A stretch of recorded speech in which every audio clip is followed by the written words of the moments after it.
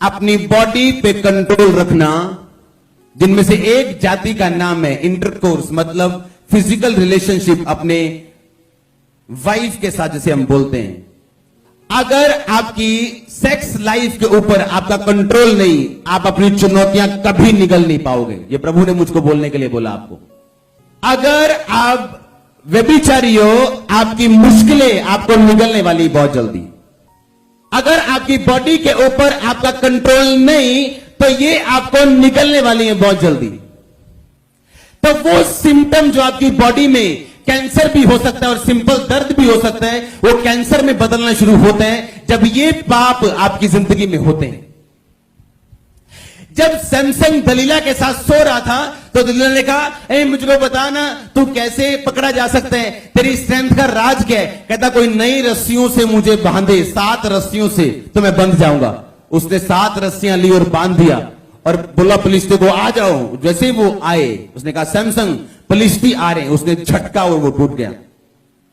उसने फिर कहा, नहीं तूने मुझे झूठ बोला, बता तुझे कैसे बांधा जा। आप समझो दिमाग को, दिमाग से एक बंदा जिसको पता हो कि ये लेडी बार बार मुझे बांध के लोग बुला लेती है, और फिर भी उसने अपना राज उसे बताया। सोचो उसके दिमाग का हाल क्या हुआ होगा। क्योंकि जब आप एक औरत के साथ सोते हो जो आपकी वाइफ नहीं, आप सिर्फ फिजिकल रिलेशनशिप में नहीं हो, दुष्ट आत्माएं भी ट्रांसफर होती हैं आपके शरीर में। आप सोचो, अगर एक बंदा एक औरत के साथ सो रहा है और वो औरत बोल रही, अच्छा बता ना तेरी ताकत का राज क्या है? हाँ, उसको मैंने बांधा, बता तेरी ताकत का राज। अच्छा तू अगर मुझे रुमाल मेरे जेब में डाल दे तो मैं बंध जाऊंगा। मैंने डाल दिया और मैंने बुलाया, ओ आ जाओ भी, मैं पता कर लिया राज, आ जाओ सारे नु फाड़ लो। पर जैसे इसको पकड़ने लगे, इसने कहा, नहीं मैंने तो झूठ बोला है। तो क्या ये दूसरी बार मेरे को राज बताएगा? नहीं। पर अगर ये सो चुका है और वो दुष्टात्माएं जो दलीला के अंदर है वो इसके अंदर जा चुकी हैं, तो इसके सारे डिसीजन रॉन्ग होंगे। कितने मेरी बात समझ रहे हैं? इसीलिए व्यभिचार करने वाले लोग कभी सही डिसीजन नहीं ले पाएंगे अपनी लाइफ में, और चुनौतियां हमेशा उनको निकलेंगी, क्योंकि उनकी लाइफ के ऊपर, उनकी सेक्स लाइफ के ऊपर उनका कोई कंट्रोल नहीं है। कितने मेरी बात को समझ रहे हैं? एक बंदा मेरे पास आया है, आप जानते हैं मैं बहुत कम मिलता हूं, लेकिन मैं मिलता हूं अभी भी लोगों से। उसने कहा, एक व्यक्ति आपसे मिलना चाहता है, वो अफ्रीका से आया। मैंने कहा बुलाओ। मैं उससे मिला, उसके साथ एक लड़की थी। मैंने कहा क्या करना चाहते हो तुम? मैं ये करना चाहता हूं। अच्छा, मैं कहा आप करते हो एमबीए रहे हो, तो आप फिर ये वाला कोर्स तो एमबीए से बिल्कुल अलग है। पता नहीं उसने मुझे 2 कोर्स बताए। मान लो एक बंदा बोले कि मैं नॉन मेडिकल कर रहा हूं। हाँ, मैंने जी नॉन मेडिकल में मैंने बहुत आगे बढ़ गया हूं। मैंने ये कर लिया, वो कर लिया, ग्रेजुएशन, पोस्ट ग्रेजुएशन भी नॉन मेडिकल में कर ली।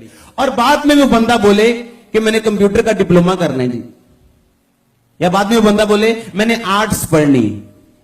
मेरे को समझ नहीं आई। मैंने कहा ये कंफ्यूज क्यों है इतना, इसे समझ क्यों नहीं है इतनी, कि ये कर कुछ रहा है, जा कहीं रहा है, इतना बड़ा कोर्स करके ये बोल रहा है कि अब मैं वो कोर्स में जाना चाहता हूं। मैं बैठा रहा, प्रभु से पूछता रहा। मैंने साथ में लड़की को पूछा, मैंने कहा तुम क्या करती? उसका भी सेम आंसर। मैंने पूछा, मैं कहा तुम आपस में कौन हो?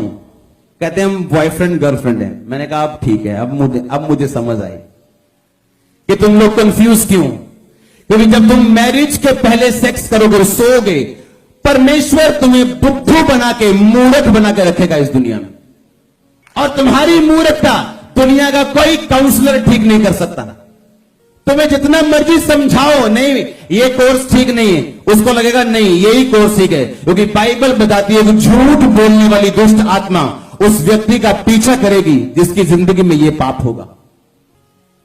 उसे लगेगा जो मैं कर रहा हूं बिल्कुल सही है, और बाद में आपको स्टोरीज मिलेंगी। आप देखो नहीं बंदा ग्रेजुएशन, पोस्ट ग्रेजुएशन पर देखो की करता आजकल। सुनी स्टोरी कि नहीं सुनी?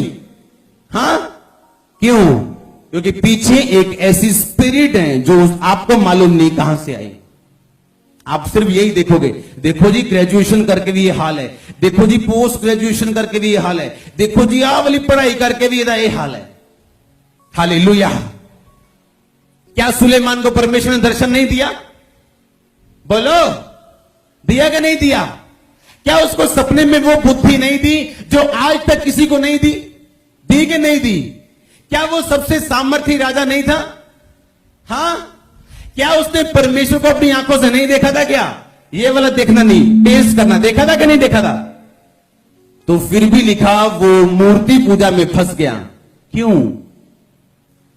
अगर आप इस चर्च के एक विश्वासी को बोलो, क्या टेस्ट बनी आपकी? जी मेरी वाइफ जी प्रेग्नेंट नहीं हो रही। आप में प्रॉब्लम? हाँ जी, स्पर्म आपके स्पर्म में प्रॉब्लम थी, आपकी वाइफ प्रेग्नेंट नहीं हो रही थी। अभी क्या हुआ? अभी है, प्रेग्नेंट है। कितने महीने? 6 महीने। सुनो सुनो सुनो सुनो, एक ऐसा बंदा जो डॉक्टर से फिर आया हो। हाँ, मैंने एक बंदा पकड़ा है, सभी नहीं पकड़े। हाँ, एक। अब उसको मालूम है यीशु मसीह परमेश्वर है। हाँ, इसकी लाइफ में 10 और गवाहियां बनने वाली हैं। सुनो, जब बंदा खड़ा रहता तो एक टेस्टिमनी उसकी सिर्फ सीढ़ी है अगली टेस्टिमनी के लिए। सुनो, अगर मैं आज इसको बोलूं कि तू चल, तुझे बेबी तो हो गया, मैं लेकिन मैं चाहता हूं तुझे फाइनेंस भी मिले और चल तुम मेरे साथ एक फलाने बाबे के पास, क्या ये जाएगा? नहीं। कुछ भी हो जाए नहीं जाएगा। पर सुलेमान कैसे चला गया? जबकि सुलेमान की टेस्टिमनी तो टू मच बिग थी। प्रभु को सपने में देखना, बुद्धि लेना, सामर्थ्य लेना, ना हारना, भवन बनाना, इतना बड़ा काम करके भी वो एंड के दिनों में मूर्ति पूजा में फंसा। क्यों? बाइबल बताती उसकी 700 वाइव्स थी जो अन्य जातियों में से थी, और जब वो अन्य जातियों की पत्नियों के साथ सोया तो उसकी दुष्ट आत्माएं उसकी पत्नियों की उसकी भी हुई, और जब उनकी दुष्ट आत्माएं उनकी हुई तो वो डिसीजन भी उसके हुए जो उनके थे। आज एक व्यक्ति जो वैश्या के साथ सोता है, वो ना सिर्फ फिजिकल रिलेशनशिप नहीं बना रहा, वो उसके सारे कर्ज अपने ऊपर लेके आ रहा है और सारी दुष्ट आत्माएं अपने ऊपर लेके आ रहा है। कितने समझ रहे हैं?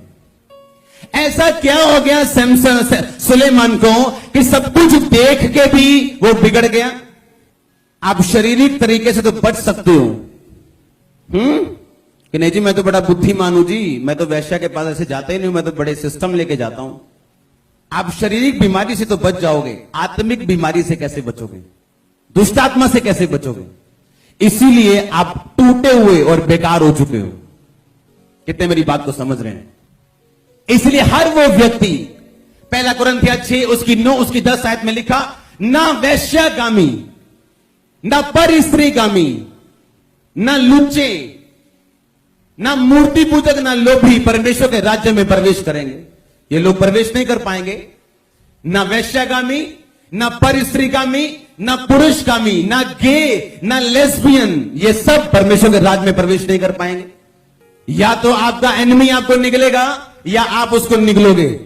डिपेंड ये करता है कि आप कितने तैयार हो अपनी लड़ाई को लड़ने के लिए कि आप उसे निकल सको। क्योंकि कोई भी सिविलियन बॉर्डर पे खड़ा नहीं हो सकता, एक फौजी खड़ा हो सकता है, और फौजी की तैयारी करवाई जाती और ट्रेनिंग करवाई जाती ताकि वो खड़ा हो सके और जीत सके।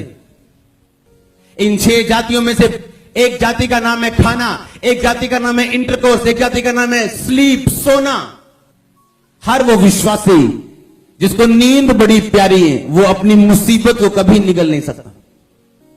नीति वचन में लिखा है, एक और झपकी, एक और नींद, थोड़ी देर हाथ पे छाती पे हाथ रख के लेटे रहना, लेकिन तेरी घटी हथियार बंद के समान आ जाएगी। जैसे एक निहत्थे व्यक्ति को 10 हथियार वाले बंदे घेर लें और वो कुछ नहीं कर सकता। परमेश्वर ने कहा ज्यादा सोने वाला मसीही हमेशा ऐसे लोगों के समान होगा जो हथियार बंद लोग उस पे कब्जा करेंगे, उस पे आ जाएंगे और वो कुछ नहीं कर पाएगा। हालेलुया। यीशु मसीह को रात को पकड़ने के लिए आए थे लोग, सुबह क्यों नहीं? रात क्यों? क्योंकि रात को शैतान अपनी शक्तियों को यूज करते हैं, और अगर आप रात को प्रार्थना करने वाले क्रिश्चियन नहीं, तो या तो शैतान आपको निगलने वाला है या आप उसको निगलने वाले हैं। अगर उस रात को यीशु मसीह को मालूम था कि वही रात है जब शैतान मुझे पकड़ने के लिए आने वाला है, और यही रात है जब मैंने प्रेयर में बितानी है, क्योंकि उसी रात में शैतान ने अटैक करना था और उसी रात में यीशु मसीह ने परमेश्वर के साथ प्रार्थना में रहना था। कौन जीता? प्रभु यीशु मसीह। क्योंकि या तो आप एनिमी पे कब्जा करोगे या वो आप पे कब्जा करेंगे, संधि कोई नहीं होनी। ना मैच टाई होने। आमीन। आप फिक्स मैच में हो, आपका जीतना तय है, लड़ना आपको है। लड़ने का तरीका परमेश्वर आपको सिखाएंगे आज। आमीन। एक राजा बिलाम के पास गया, बिलाम को कहता है तू प्रॉफिट है परमेश्वर का। पर बिलाम की एक कमजोरी थी, लालच। उसने कहा मैं तेरे को इतने पैसे दूंगा, आ और इजराइलियों को श्राप दे। इजराइलियों को बिलाम भी श्राप नहीं दे पाया। पता क्यों? उस टाइम के इजराइली पाप से दूर थे, वो प्रोटेक्टेड थे। वो आप जब पाप से दूर हो, आपकी लाइफ कंट्रोल से भरी हुई, आप प्रोटेक्टेड हो, आप सुरक्षित हो। पर बिलाम ने एक सलाह दी राजे को, कहता मैं इन्हें श्राप तो नहीं दे सकता, बिकॉज दे आर प्रोटेक्टेड, ये प्रोटेक्टेड है, ये मैं इन्हें कर्ज तो नहीं दे सकता हूं, ना इनका नुकसान कर सकता हूं। पर मैं एक सलाह तुझको देना चाहता हूं, तू ऐसा कर, कुछ सुंदर लड़कियों को ले और इजराइलियों के बीच में भेज दे। तो राजा ने क्या किया? उसने सुंदर सुंदर लड़कियां इकट्ठी की, सबसे सुंदर, सबको इकट्ठा किया उसने, और सबको इकट्ठा करके इजराइलियों के बीच में भेज दिए। और इजराइली उन सुंदर लड़के को देख के लिखा, व्यभिचार करने लगे। एक रात के अंदर 25,000 से ज्यादा इजरायली पुरुष मर गए थे उस दिन। जो एनिमी का श्राप नहीं कर पाया, जो एक प्रॉफिट का श्राप नहीं कर पाया, जो शैतान नहीं कर पाया, जो राजा नहीं कर पाया, वो एक पाप ने कर दिया, जो बड़े बड़े काम राजा नहीं कर पाया। और जैसे ही उन औरतों को भेजा इजराइलियों के बीच में, इजराइली उनको देखा और व्यभिचार करने लगे। और बाइबल कहती ओवरनाइट, रात को 25,000 से ज्यादा लोग, ज्यादा इजरायली पुरुष एक ही रात में मरे थे परमेश्वर के क्रोध के कारण। शैतान गर्जने वाला शेर है, कुछ नहीं कर सकता हम जानते हैं, पर आपका पाप वो कर सकता है जो शैतान भी नहीं कर सकता। हालेलुया। अगर आपकी लाइफ के ऊपर कंट्रोल नहीं है, व्यभिचार के ऊपर कंट्रोल नहीं है, तो किसी चीज के ऊपर कंट्रोल नहीं। अगर आपकी स्लीप के ऊपर, आपकी नींद के ऊपर आपका कंट्रोल नहीं, तो आपकी फायर लाइफ कभी बनी नहीं रह सकती। ऐसे विश्वासी भी हमारे बीच में हैं जो 9 बजे सोते हैं और 9 बजे उठते हैं और सुबह उठ के बोलते हैं गुड मॉर्निंग जीसस, और ऊपर से आवाज आती है बंद हो गया स्वर्ग गुड मॉर्निंग वास्ते, दोपहर हो गए थे, गुड आफ्टरनून बोल। हाँ